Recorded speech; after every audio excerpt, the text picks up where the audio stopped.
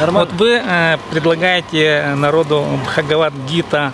Что это такое вкратце? Можете пояснить? Бхагавад-гита — это песнь Бога, которая была пропета 5000 лет назад.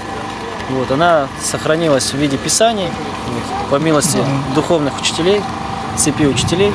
Вот, мы изучаем эти знания, сами практикуем. А почему вот вы пришли вот к этой идее изучения Бхагавад-гита? Потому что здесь я нашел ответы вот на вопросы, которые меня именно интересовали. Это вот связано с кармой, с реинкарнацией, с вечностью души. В других традициях я как бы не до конца находил, но вот здесь вот я для себя нашел именно.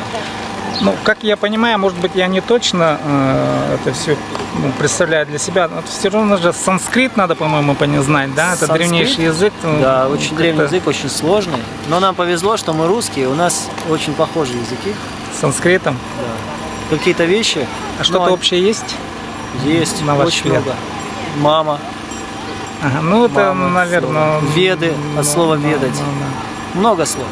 На самом деле. Даже много названий, особенно здесь в Хакасии. Биджа, река Биджа. Биджа Это, переводится семя. Думаю, что, наверное, другая интерпретация. Хакасия. Есть такие, в Ведах описываются, племена в Сибири жили. Их звали Кхасы. Кхасы, Хакасы. Ну, очень похоже все, на самом деле. А давно вы уже в этой системе, в этой вере? Ну, я практикую где-то 6 лет, вот 5 лет в храме живу. А где вы живете? В Красноярске. Красноярский у нас центр. Ясно. Коротко можете описать, какие традиции есть вообще вот в этой системе? В этой системе? Да. Ну, Ну, молиться надо, не надо, Ну, допустим, сколько раз, как это все происходит. Жениться надо, не надо. Жениться по желанию. Но самое главное — это вести нравственный образ жизни, потому что он помогает духовной практике.